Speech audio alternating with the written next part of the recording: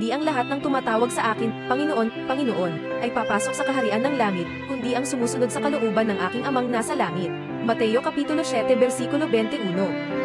Nangangahulugan po ito na hindi lahat ng tumatawag sa ating Panginoon, nananalangin o nagsisimba man ay papasok sa kaharian ng ating Amang nasa langit, kundi yaon lamang lubos na sumusunod sa kalooban ng ating Panginoon. Sila ang mga taong lubos na sinundan ang huwarang ipinakita o ipinaalam ng ating Panginoong Hesukristo sa tao noong siya ay nagkatawang tao at sa pamamagitan ng kanyang banal na salita.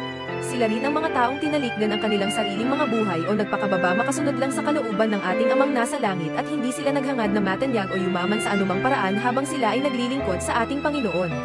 Ito ang mga taong bibigyan ng pagkakataon ng ating Panginoon na makapasok sa langit na tahanan at hindi ang mga taong tumatawag nga sa kanya ng Panginoon subalit taliwas naman ang kanilang ginagawa at nanatili silang mga suwail hanggang sa wakas. Kinakailangan po nating pagsamahin ang pananampalatayang may gawa, may pag-ibig at may pag-asa na walang iba kundi ang ating Panginoong Hesukristo kung tayo ay susunod sa Kanya upang tayo ay makapasok sa kaharian ng ating Amang nasa langit.